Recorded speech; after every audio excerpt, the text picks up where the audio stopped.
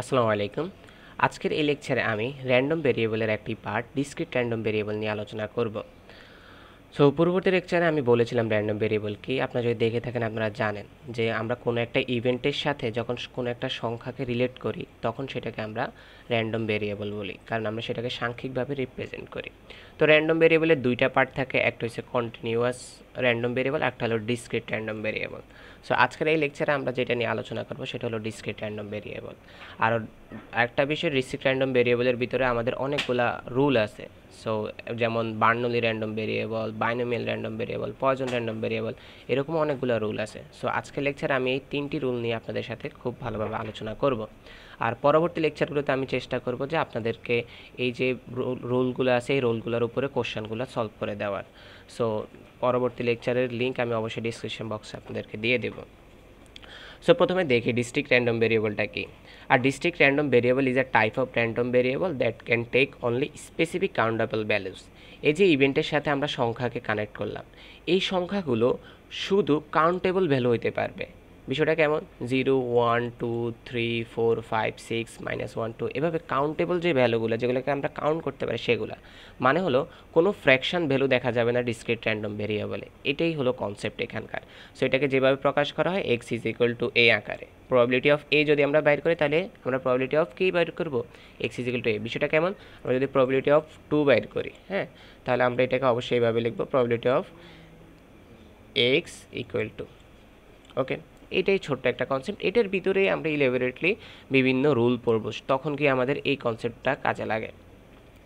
The Burnley random variable. Burnley random variable যেটা নিয়ে কাজ করে সেটা হলো সাকসেস নিয়ে আর ফেলার নিয়ে। Bernoulli random variable has only two possible outcome, success and failure. সাকসেসের জন্য আমরা 1 ইউজ করি, ফেলিয়ারের জন্য আমরা 0 ইউজ করি। যেমন আমরা যদি একটা টসের কথা চিন্তা করি তাহলে এখানে হেড আসার সম্ভাবনা, এখানে টেল আসার সম্ভাবনা, তাই না? সো হেডকে যদি আমরা সাকসেস ধরি তাহলে অবশ্যই টেল আমাদের ফেল, আবার যদি টেলকে আমরা সাকসেস ধরি তাহলে অবশ্যই হেড আমাদের ফেল। সো এখানে খুব বড় বিষয় নিয়ে কাজ করে না, সাকসেস দেখে আর ফেল দেখে, যে কোনো একটা ঘটনা সেটা সাকসেস অ্যান্ড ফেল দেখে, রাইট? সো প্রবাবিলিটি অফ 0 আর প্রবাবিলিটি অফ 1 বের করতে হয় এখানে। সো এটাকে এভাবে রিপ্রেজেন্ট করা হয়, যেহেতু বেসিক রুল অফ আমাদের এই যে যতগুলো রুল আছে সবগুলোর বেসিক থাকবে কি, অবশ্যই প্রবাবিলিটি অফ 2 = এই কনসেপ্টটা সবার থাকবে।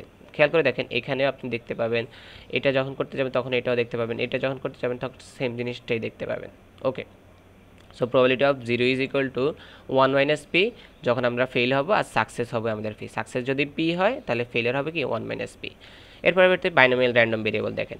এই যে বাইনোমিয়াল র্যান্ডম ভেরিয়েবল, এই বাইনোমিয়াল র্যান্ডম ভেরিয়েবলটা গঠিত হয় আমাদের বার্নলি র্যান্ডম ভেরিয়েবলের উপরই বেস করে। বিষয়টা কেমন?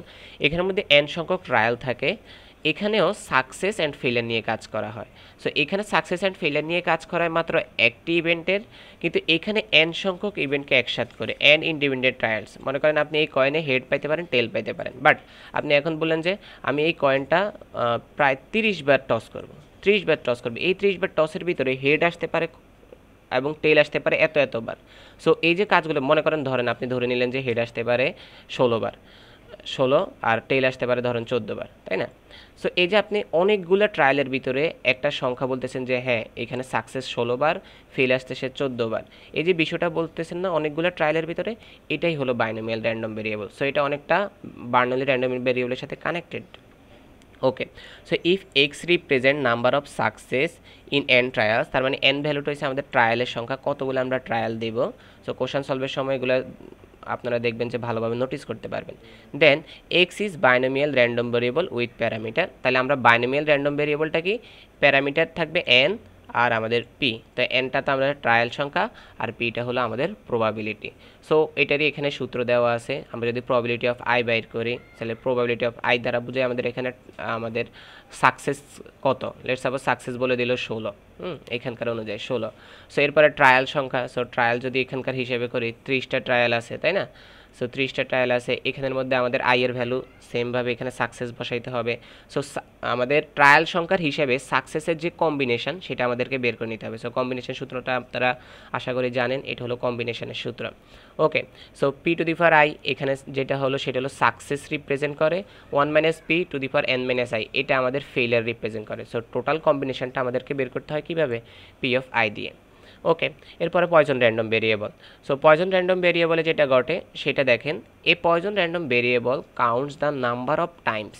এখানে এটাই হলো বিষয়, নাম্বার অফ টাইমস। এই বিষয়টা নোটিস করবেন। অ্যান ইভেন্ট, যে কোনো একটা ইভেন্টের happens in a fixed interval of time or space. কোনো একটা টাইম আপনাকে ধরে দিল, মনে করেন 1 ঘন্টা, সেটার ভিতরে ওই একটা ঘটনা কতবার ঘটতেছে সেই বিষয়টাই আমাদের এখানে পয়জন র্যান্ডম ভেরিয়েবল করে। বিষয়টা কেমন আমি যদি একবার বলি, ধরেন আপনি একটা কল সেন্টারে কাজ করেন, হ্যাঁ, তো এখন কল সেন্টারে তো আপনার অনেকগুলো কল আসে, তো 1 ঘন্টায় কতটা কল আসে আপনি কি জানেন? না, অবশ্যই জানেন না। বাট আপনি দেখেন আপনার 1 ঘন্টায় অনেকগুলো কল আসতে পারে। এই যে আপনি একটা টাইম ফিক্সড করে দিলেন, সেই টাইমের ভিতরে আপনার নাম্বার অফ টাইমস একটা ইভেন্ট ঘটতে পারে, মানে ইভেন্টটা কল আসাটা। সো এই যে বিষয়টা রিপ্রেজেন্ট করে, এটা হচ্ছে পয়জন র্যান্ডম ভেরিয়েবল করে। সো পয়জন র্যান্ডম ভেরিয়েবলে কোনো লিমিটেশন থাকে না যে আমার কল 5টা আসবে বা 10টা আসবে, কিন্তু 1 ঘন্টা অনেকগুলো আসতে পারে, আপনি নির্দিষ্টভাবে জানেন না যে আপনার কয়টা কল আসবে, রাইট? সো এটাই পয়জন র্যান্ডম ভেরিয়েবলে ঘটে। এখানে কোনো সাকসেস নিয়ে আর ফেলিয়ার নিয়ে কাজ করা হয় না, এখানে এটা নিয়ে কাজ করা হয় যে কত সংখ্যকবার ঘটেছে, রাইট, সেটার probability. So where the event ochre independently, অবশ্যই ইন্ডিপেন্ডেন্টলি ঘটবে, অ্যান্ড অ্যাট একজনের উপরে একজন অবশ্যই ডিপেন্ড করবে না, প্রথম কলটা দ্বিতীয় কলের উপরে তো অবশ্যই ডিপেন্ড করে থাকতেছে না, বিষয়টা এমন অনেকটা।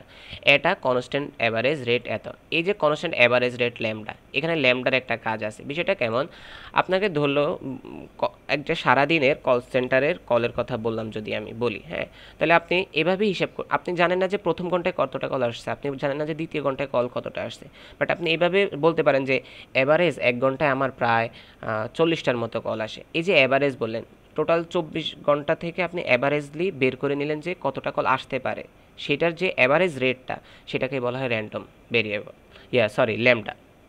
ওকে, দ্য ইভেন্টস হ্যাপেন ইন্ডিপেন্ডেন্টলি, অবশ্যই ডিপেন্ড, একটা ইভেন্টের সাথে আরেকটা ইভেন্ট কোনোভাবে কানেক্টেড না।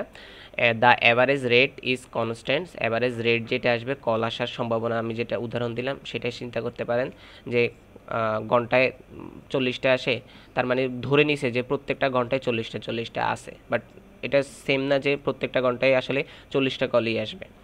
Two events don't happen at a exact same time, দুইটা ইভেন্ট এক্স্যাক্ট সেম টাইমে ঘটবে না। সো এই বিষয়টাই এখানে ঘটে। তার মানে আমি যদি কনক্লুশনে যাই, পয়জন র্যান্ডম ভেরিয়েবল কী করে, সেটা হলো সে একটা নির্দিষ্ট টাইম ফ্রেমের ভিতরে ওই ইভেন্টটা কতবার ঘটছে সেটার একটা প্রবাবিলিটিটা বের করে। সো সে এখানে নির্দিষ্ট কোনো নাম্বার জানে না, সে এখানে যেটা হিসাব করে সেটা গড় ভ্যালু হিসেবে করে, যে একটা অ্যাভারেজ রেট বের করে নেয়। ওকে, তো তার জন্য যে আমাদের লটা সেটা হলো এটা, প্রবাবিলিটি অফ আই, যে কোনো একটা প্রবাবিলিটি। লেটস সাপোজ আমাদের এখানে 40 বার বলতেছি, সো 40 বারের বিষয়টা আসবে, সো 40 বার আসার জন্য তার যে প্রবাবিলিটিটা সেটা বের করে নিতে হবে, যেখানে আমাদের গড় রেটটা বের হলো এখানে কি, এই যে অ্যাভারেজ এবিজি, অ্যাভারেজটা হলো আমাদের কি ল্যামডা। সো আশা করি বিষয়গুলো বুঝতে পারছেন। সামনের লেকচারগুলোতে আমি অবশ্যই বাইনোমিয়াল র্যান্ডম ভেরিয়েবল এবং পয়জন র্যান্ডম ভেরিয়েবল নিয়ে কোশ্চেন সলভ করব, আর কোশ্চেনগুলো আপনাদের জন্য খুব বেশি ইম্পর্টেন্ট হতে যাচ্ছে। সো অবশ্যই সামনের লেকচারগুলো দেখবেন। আসসালামু আলাইকুম।